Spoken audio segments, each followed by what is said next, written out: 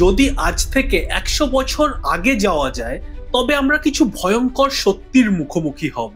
এটা এমন এক সময় ছিল যখন আঙুলে সামান্য কেটে যাওয়ার কারণে পুরো হাতও কেটে বাদ দিতে হতো। বাচ্চা জন্ম দেওয়ার সময় মায়ের মৃত্যু হওয়ার সম্ভাবনা অনেক বেশি ছিল, আর ২/৩ শিশু শৈশবেই মারা যেত। এই সময় সামান্য ব্যাকটেরিয়াল ইনফেকশন যুদ্ধ বা খরার থেকেও বেশি মানুষ মেরে ফেলত। কিন্তু একটি ভুল করে হওয়া আবিষ্কার এই অবস্থাকে পুরোপুরি বদলে দিয়ে স্বাস্থ্যবিজ্ঞান ও মানব জীবনকে একটি নতুন সম্ভাবনার দিকে এগিয়ে নিয়ে যায়। আজ আমাদের টপিক মেডিকেল সায়েন্সের সবথেকে গুরুত্বপূর্ণ আবিষ্কার পেনিসিলিন। ১৯২৮ সালে স্কটিশ ব্যাকটেরিওলজিস্ট আলেকজান্ডার ফ্লেমিং নিজের ল্যাবে কিছু পুরনো স্টেফিলোককাস ব্যাকটেরিয়ার পেট্রি ডিশ খুঁজে পান। তিনি দেখেন এই পেট্রি ডিশে এক ধরনের ফাঙ্গাস বা ছাতা জমেছে, আর যেই অংশে এই ফাঙ্গাস জমে আছে সেখানে স্টেফিলোককাস ব্যাকটেরিয়া ছড়িয়ে পড়তে পারেনি। পরে পরীক্ষা করে জানা যায় এই ফাঙ্গাসটি হলো পেনিসিলিয়াম নটেটাম। ফ্লেমিং বুঝতে পারেন এই ফাঙ্গাসের ভেতরে নিশ্চয়ই এমন কোনো পদার্থ রয়েছে যা ব্যাকটেরিয়া ধ্বংস করতে সক্ষম। তিনি এই পদার্থটির নাম দেন পেনিসিলিন। কিন্তু অনেকদিন গবেষণার পরেও ফ্লেমিং এই পেনিসিলিন ব্যবহারযোগ্যভাবে নিষ্কাশন করতে পারেননি। এর মধ্যেই দ্বিতীয় বিশ্বযুদ্ধ শুরু হওয়ায় সৈনিকদের প্রাণ বাঁচানোর জন্য ইনফেকশন রোধ করার ওষুধ খুব প্রয়োজনীয় হয়ে পড়ে।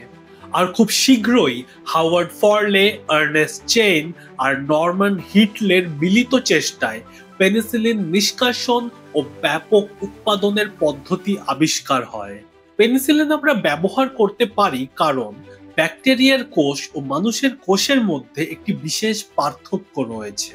ব্যাকটেরিয়ার কোষে পেপটিডোগ্লাইকেন দিয়ে তৈরি কোষ প্রাচীর থাকে, যা এদের কোষের ভেতরের অঙ্গাণুগুলিকে ধরে রাখে, কিন্তু মানুষের কোষে এই ধরনের কোনো প্রাচীর থাকে না।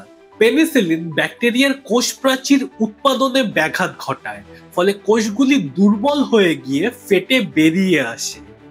এই পদ্ধতিতে শুধু ব্যাকটেরিয়ার কোষগুলি ক্ষতিগ্রস্ত হয়, কিন্তু আমাদের দেহের কোষ সুরক্ষিত থাকে।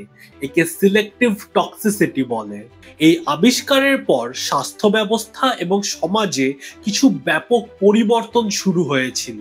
এক সময় সার্জারির পরে ইনফেকশনের কারণে রোগীদের মৃত্যু খুব স্বাভাবিক ব্যাপার ছিল, কিন্তু পেনিসিলিনের আবিষ্কারের পর তাদের প্রাণ বাঁচানো খুব সহজ হয়ে পড়ে। যক্ষ্মা, নিউমোনিয়া ও বাতজ্বরের মতো মারাত্মক রোগেও মৃত্যুর সংখ্যা কমতে থাকে। কিন্তু এই সাফল্যের সাথে সাথে উঠে আসে অ্যান্টিবায়োটিকের কিছু ভুল ব্যবহার। ১৯৫০ সালের পর থেকে অ্যান্টিবায়োটিককে প্রায় সব রোগের সমাধান হিসেবেই ব্যবহার করা শুরু হয়। এমনকি ডাক্তাররা ভাইরাল ফিভারের জন্যও অ্যান্টিবায়োটিক দিতে শুরু করে, যা এই রোগের জন্য একেবারেই উপযুক্ত নয়। তাছাড়া খামারের পশুদের দ্রুত বড় করার জন্য প্রচুর পরিমাণে অ্যান্টিবায়োটিক্সের ব্যবহার শুরু হয়। কিন্তু এই নির্বাধ অ্যান্টিবায়োটিক্সের ব্যবহারের কারণে আমরা এক ভয়ঙ্কর অবস্থার মুখোমুখি এসে দাঁড়িয়েছি।